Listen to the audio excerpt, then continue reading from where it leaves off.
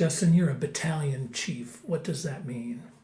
My job in the city of Knoxville is to oversee the EMS side of how we operate. So I'm essentially a step below the chief. The chief is my boss, Chief Cal Wyman, and I oversee the EMS underneath him.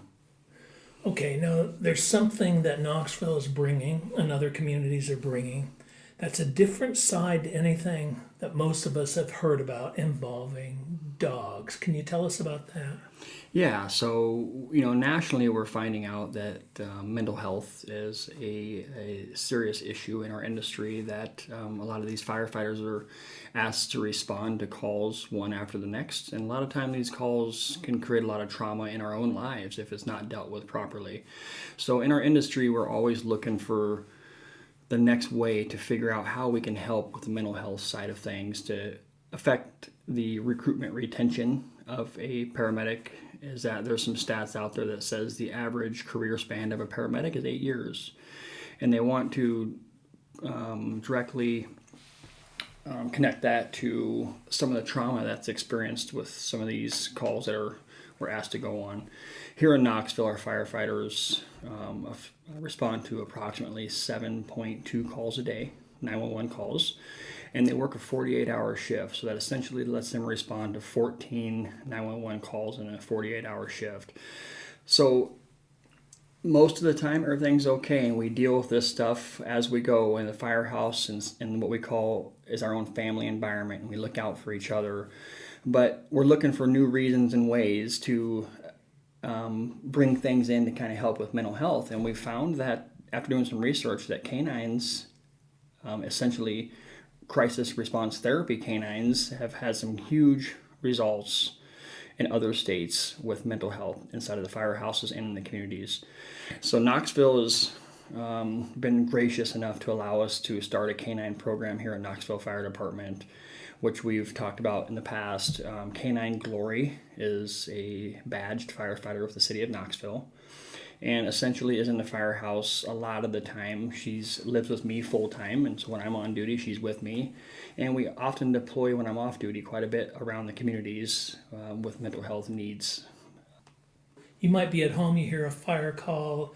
Well, before we got on, there was something happening in Warren County, and you had to listen and make sure that you didn't have to go. But so let's say you're at home, you're sitting there, and there's a bad accident in Marion or Warren County, wherever around us. You just might go with Glory in case somebody.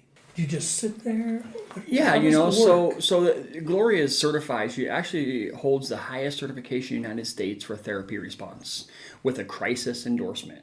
So essentially, she's a therapy dog, AKC certified, but she has a crisis endorsement that allows Gloria to go on scene or in places that other dogs or civilians may not be able to go, where maybe it might be locked down, let's say a school shooting, and those kind of places where Gloria has been desensitized to go into those environments where the fire trucks are not going to scare her, right? Or the police cars aren't going to scare her, or the loud bangs, or whatever it may be, aren't going to scare Glory. So that we can start helping deal with people on scene, right? If somebody's struggling emotionally, right? Let's say there's a shooting in a school somewhere, which hopefully never happens around here, but we could go there and help the other people, the other civilians that are caught in those areas with mental health, and just kind of help calming the environment. Recently we went to some drills around Marion County to schools where they had some school shooting drills, some great success, and we've had some really cool things happen with Gloria inside of these schools where kids were brought into our room with us, and she was essentially able to help calm them down, and just by laying on the floor and paying attention to them when dogs can sense that they're struggling. And so what kind of a dog is Glory? Glory is a German Shepherd. She's a full-blooded German Shepherd. She's from Adel Horse Kennels in Altoona, Iowa. Essentially, she's owned by the kennel still, but she lives her whole life with us. So it's a pretty cool relationship that we have. And on top of that, the Adel Horse Kennels helps train all the canines that are entering our program to be deployed around the metro area in central Iowa.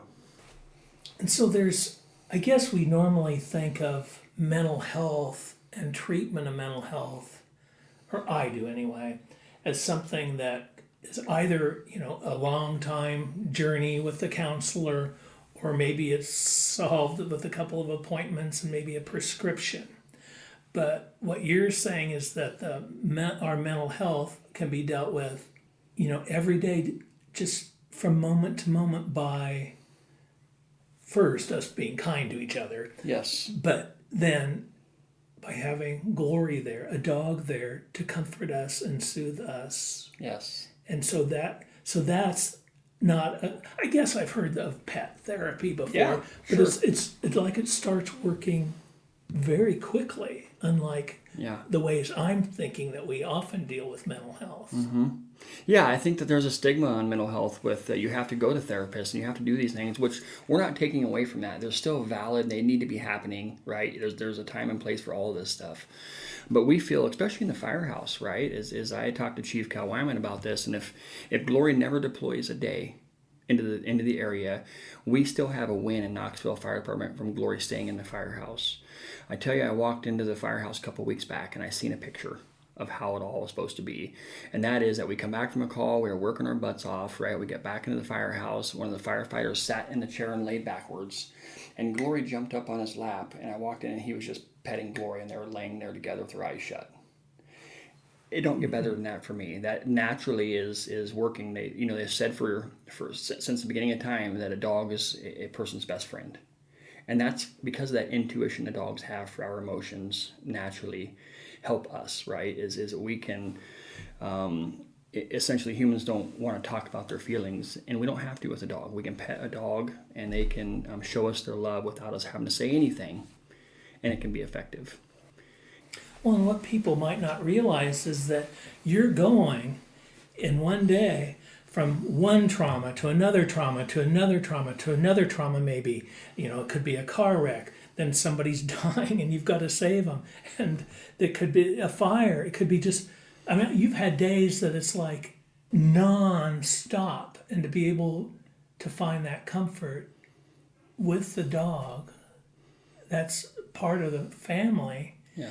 That's, I guess we can't even, those of us outside of it, probably can't even imagine what that brings to the firehouse and to a person. Yes. I think that I see that the environment of the firehouse just being positive every time a dog is there, right? When Battalion Chief Smith shows up, it's good morning. When the dog shows up, everybody gets excited, turns towards the dogs, and calls the dog over to him. Mm-hmm. Right? That alone tells us what the dog is doing inside that department, right? Is it's creating good relationship and a good environment for all.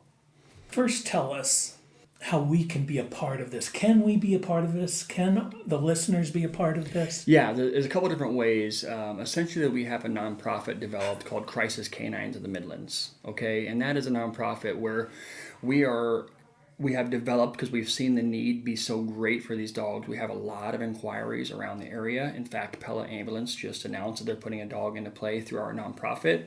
It's really amazing.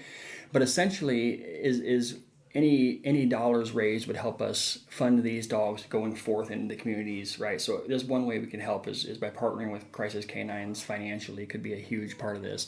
But also, without financial support, is just inviting us out. We want to get Glory out into the communities, out to meet people in schools and churches, so that one is it's great PR for us, right? But two is that if Glory is ever needed one day, which we hope not, then they already recognize what her job is. Oh, that's Glory.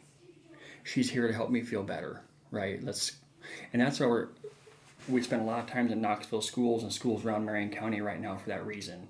It's great for them to see Glory. I want them to be a great environment, and we teach about her.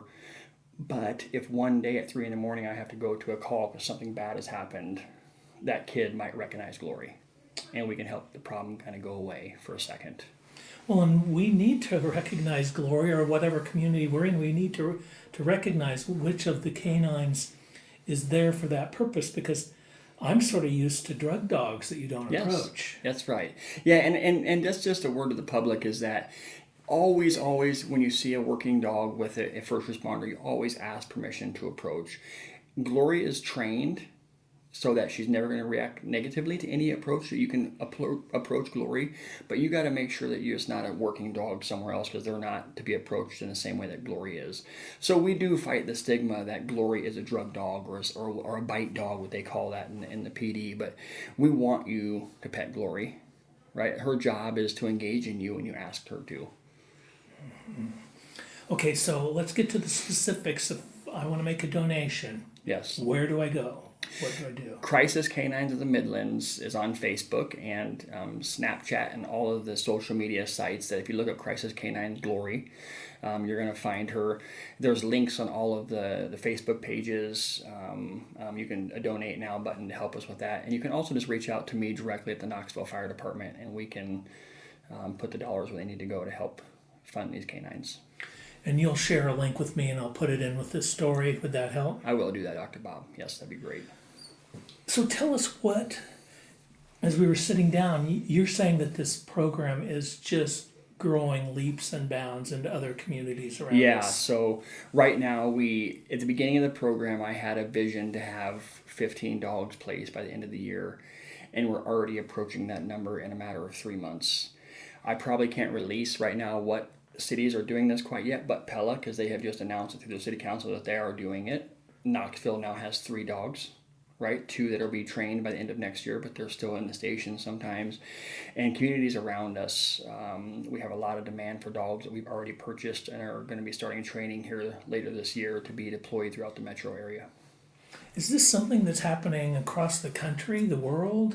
Yeah, it's a huge thing. What's really cool is that Crisis Canine Glory is one of the first dogs here in Iowa and the first one in a fire department in Knoxville, right? There's some police departments. Iowa State University has one, and then Iowa State Patrol has one out in Council Bluffs doing the same stuff that Glory is doing.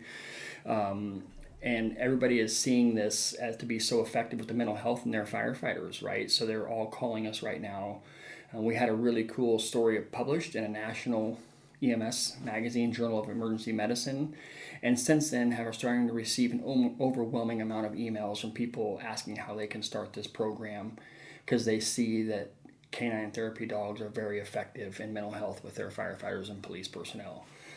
Well, and we're lucky that in this listening area, I know the communities, I know the people, and I know they want to help our fire department, our firefighters, and victims that, in certain situations you go to. I know that they want to help. Yeah, and we've seen that overwhelmingly. Everybody that we've asked for, I'll tell you a cool part about the program is every dog that enters this program through Crisis Canines of the Midlands gets free veterinary care for life, right? We are getting their dog food at next to nothing donated. All of their vaccines that they ever receive are going to be donated for free. All of their preventatives like HeartGuard and other things have been donated by other companies. So there's a lot of companies coming on board saying, hey, we want to help. We still do have a need for training and other things that we're trying to raise monies for, and essentially buying the dogs in the beginning to get these dogs deployed. So there's definitely still a need, but it's really cool for us to sit back and watch the outpouring from the community wanting to help and support this program. The program essentially couldn't happen without my wife Rebecca in the backdrop doing a lot of the work. She is essentially helping us organize all these classes and the trainings and talking to people. She runs the social media sites for us, and she's also the veterinarian that takes care of all these dogs. So it's really cool to have her on board and supporting our program.